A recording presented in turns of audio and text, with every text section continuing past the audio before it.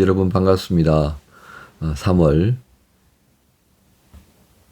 19일 날 수요일 아침입니다. 오늘 말씀 누가복음 7장 1절부터 17절까지 말씀입니다. 이 가운데서 제가 함께 말씀 봉독할 부분은요. 13절부터 14절까지 두 절만 함께 하겠습니다. 주께서 과부를 보시고 불쌍히 여기사 울지 말라 하시고 가까이 가서 그 관에 손을 대시니 맨 자들이 서는지라. 예수께서 이르시되 청년아 내가 네게 말하노니 일어나라 하시매. 아멘. 오늘 말씀 제목은 찾아가시고 함께 슬픔을 나누시는 주님, 이런 제목입니다. 오늘 말씀은 크게 두 개의 사건을 중심으로 이렇게 기록을 해 두었습니다. 1절부터 10절까지는 가브나움에 있는 백부장의 하인이 병이 들었는데 그 백부장이 그 종을 무척 사랑했던 까닭에 아꼈다는 얘기죠. 그래서 이 친분을 맺고 있던 그 지역 가브나움의 장로들을 통해서 이제 예수님께 청을 한 겁니다. 오셔서 이 종을 좀 낫게 해주십시오. 이제 그렇게 한 거죠. 그리고 그 청을 받아들여서 이제 이 백부장이 집으로 가는 겁니다. 아마도 가브나움은 갈릴리 지역이다 보니까 로마의 그 이탈리아 부대라 그렇게 하겠습니다. 이탈리아 부대의 백부장이니까 로마군 장교라고 할 수 있겠죠. 그죠? 자, 그런데 다시 사람을 보내어서 말하기를 오시지 않아도 됩니다. 말씀만 하셔도 제 종이 나을 겁니다. 그래서 예수님께서 그 청하는 것을 보고서 깜짝 놀라셨죠. 그래서 예수님께서 내가 이스라엘 중에서도 이만한 믿음을 가진 사람을 내가 못 봤다 하고 굉장히 놀라시는 장면을 봅니다. 수로보니게 여자를 아시죠, 그죠? 귀신 들린 딸을 두었던 그 어머니가 예수님께 또 간청하면서 그 딸을 치유해 주시기를 바랐던 그 장면에서도 예수님께서 이와 유사한 표현을 하신 것이 있습니다. 참 안타까운 것은 이런 믿음을 내가 참 못 봤다. 너 정말 믿음이 좋구나라고 하는 이 말씀을 유대인에게 하시고 싶었는데 그렇지 못했던 거죠. 그래서 오늘 1절부터 10절에도 이제 그와 같은 주님의 마음이 담겨 있습니다. 또 하나의 사건이 있는 거죠. 이제 11절부터 17절까지인데 나인이라는 성에 자그마한 동네입니다. 정말 자그마한 동네예요.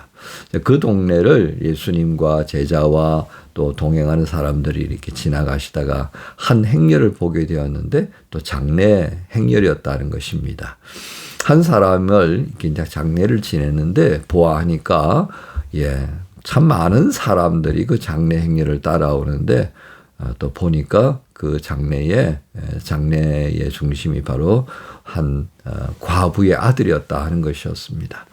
예수님께서 이 상황을 가만 보시면서 그 장례 행렬을 인하여서 불쌍히 여기셨다는 그 누가의 설명을 여기 깃들이고 있습니다. 자, 그때 13절에 불쌍히 여기사 울지 말라 하시고 라는 이 누가의 표현 속에 무엇을 전달하고 싶었을까요? 헬라적 표현에 보면 이 불쌍히 여겼다라고 하는 것에는 그냥 참 안 됐다 이게 아니었습니다. 여러분 그 부모가 자식을 잃으면 어떤 마음일 것 같아요? 그 드라마에 요즘 최근 드라마 같은데 쇼츠를 보니까요. 그 아이유가 나옵니다. 박보검인가 하는 그 두 사람이 이제 주연을 하는데요.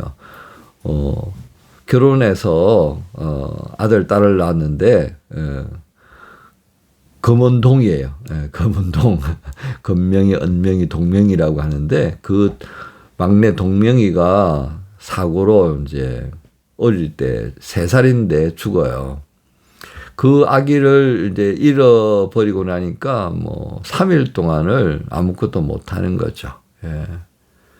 그래서 이제 어쨌든 두 아이를 또 키워야 하잖아요. 그래서 마음을 이렇게 추스려 가지고 이제 그 박보검이 아버지가 되는데 이제 동사무소 가서 아들 동명이의 이제 사망 신고서를 작성하는데 거기서도 또 쓰러지는 거예요. 슬픔으로 인해서 쓰러져 버리는 거예요. 여러분 이게 그 부모 앞서 자식을 떠나 보내는 이 마음입니다. 저는 아직도 그런 경험을 못 해봤습니다만은 간간히 이제 친구들 가운데에 자식을 일찍 떠나 보내는 그런 경우들을 봅니다만 정말 마음이 아프죠. 또 제가 목회하면서 자식을 먼저 떠나 보내야 되는 그런 교우들을 위로한 적이 있습니다. 정말 제 목회 기간 동안에 정말 기억되는 장례가 몇 건이 있습니다만 그 가운데 하나가 자식을 먼저 떠나보낸 교우, 제 아이와 같은 어린 아이를 떠나보내야 했던 그 장면은 정말 제가 잊을 수가 없습니다. 자, 그런 아픔을 지금 주님께서 보시면서, 어떻게 표현하셨냐고요? 그 창자가 끊어져 나가는 듯한, 이게 이제 그 애통해야 하는 거죠. 그런 마음을 오늘 누가가 헬라어 단어로 표현하고 있다는 겁니다. 창자가 뒤틀리고 끊어질 것 같은 그 애통함이 이 불쌍히 여기셨다에 담았다는 겁니다. 그 말은 뭐예요? 예수님께서 그 과부 여인의 그 애통해하는 것을 보셨다 이거죠. 아셨다 이거죠. 그가 과부로서 이 아들을 어떤 마음으로 키웠고 이 아들의 장래를 생각하면서 그 과부의 삶을 견뎌냈는데 그런 수고, 그런 노력 아랑곳하지 않고 이 아들이 죽어버렸으니까 얼마나 이 과부의 마음이 애절했겠습니까? 그리고 또 이 과부가 살면서 사람들하고 척을 지지 않았던지 그 위로하는 사람, 동네 사람들이 함께 장례 행렬에 따라왔다는 거죠. 이런저런 상황들을 다 보시는 주님이 그렇게 불쌍히 여기시면서 그 여인에게 위로를 하셨다는 것입니다. 울지 말라. 그리고서는 그 아들을 살려주시는 장면을 우리가 보게 되는 겁니다.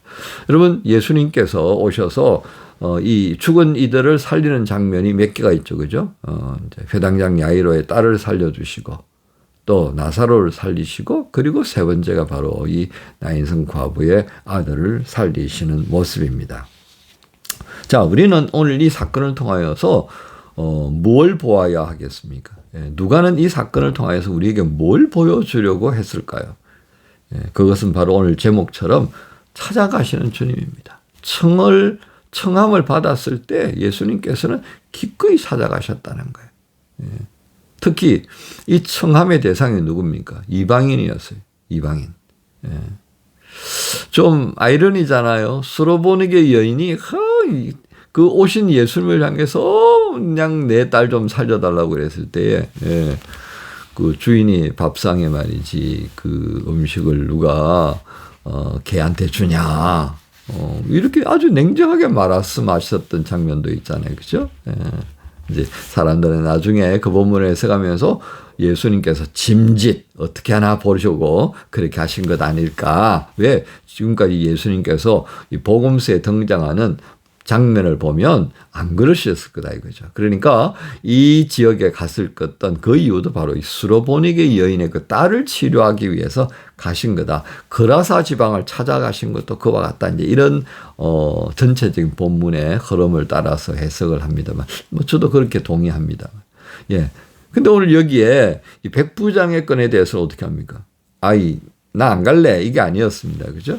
이방인이었음에도 불구하고 그대로 그래 가자 라고 하시는 겁니다. 회당장 야이로의 딸이 다 죽어갑니다 했을 때 가자라고 하셨던 것처럼 당신이 청함을 받았을 때 그렇게 찾아가시는 거예요. 그리고 또 이 나인성 과부의 자리에는 마주하셨잖아요. 그죠? 청함을 받은 건 아닙니다만은 그들의 행렬과 마주하셨을 때 그들에게 다가가셔서 긍휼을 베푸시고 위로하시면서 은혜를 주시는 예수님의 모습을 봅니다.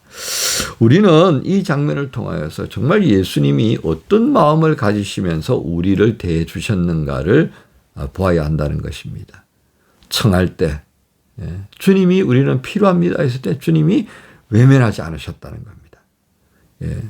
어느 누구도 관심 가지지 않는 그 이방인들이었지만 그들에게 주님이 그래 가자. 회당장 야이로의 딸을 인하여서 그 회당장의 집에 찾아가시던 그 모습처럼요. 그렇게 찾아가시는 겁니다. 그리고 위로가 필요한 그들을 향해서 긍휼히 여겨주시고 불쌍히 그 아픔에 함께 동참하시는 예수님의 모습. 자, 그렇다면 우리가 예수님의 제자라고 할 때에 우리가 가져야 할 기본적인 삶의 태도가 어떠해야 된다는가를 우리는 여기서 볼 수가 있는 겁니다. 우리는 사순절 기간 동안에 회복해야 할 것이 참 많다 싶습니다. 그중에 또 하나가 청함을 받았을 때 여러 가지 외적 조건들이 어렵긴 하지만 그래도 기꺼이 찾아가셨던 그 예수님의 마음을 우리가 좀 담을 필요가 있겠다. 나에게 도움을 청하는 이가 있다면 기꺼이 함께 동행해 주는 그 예수님의 모습. 우리가 회복할 필요가 있겠죠. 너무 이해타산을 따집니다. 그 이해타산. 주님이 우리를 향하여서 그렇게 따지기 시작하셨다면 우리가 뭐 어떻게 됐겠습니까? 이것저것 따지지 말고 우리가 좀 도와줄 수 있는 것을 먼저 내가 어떻게 하면 도와줄 수 있을까? 이것부터 먼저 생각하십시다. 그리고 힘들어하고 아파하는 이들을 향하여서 하나님이 먼저 긍휼히 여기시고 다가가셨던 걸 생각하면서요. 위로가 필요하고 돌봄이 필요한 이들을 우리가 또 생각하면서 한 걸음 다가가는 모습. 그래서 이 사순절에 저희도 부족하지만 저희의 위로가 필요하고 격려와 공감이 필요한 이들이 있을 것입니다. 그들을 어떻게 하면 도울 수 있을지 조심스럽게 주님께 지혜를 구하면서 그들을 향하여서 주님이 행하셨던 것처럼 그런 은혜의 손길이 되어주는 그 기회를 엿보았으면 참 좋겠습니다. 그렇게 해서 지혜롭게 행하여서 주님이 우리에게 행하셨던 것처럼 우리도 그렇게 행하여 가는 은혜를 감당하면 참 좋겠다 싶은 수요일입니다. 그래서 주님께서 우리에게 이 수요일을 주셨다 믿습니다. 이 수요일 복되게 감당하십시다. 여러분 모두를 주님 예수님의 이름으로 축복합니다. 주님 감사합니다. 찾아가셨고 그리고 그들과 함께 슬퍼하시고 위로하시고 용기를 주시며 이렇게 세워주시던 그 예수님을 닮기 원합니다. 그 닮아가는 복된 수요일 아침이 되기를 원합니다. 이 사순절에 다시금 우리가 회복해야 할 것이 무엇인가 또 말씀하시는 주님과 동행하게 하옵소서. 예수님의 이름으로 기도합니다. 아멘. 혼자서만 세상을 사는 듯이 주가 멀어 보이기만 할 때 우리는 바라보아야 하네. 우리에게 오셨던 그 주님을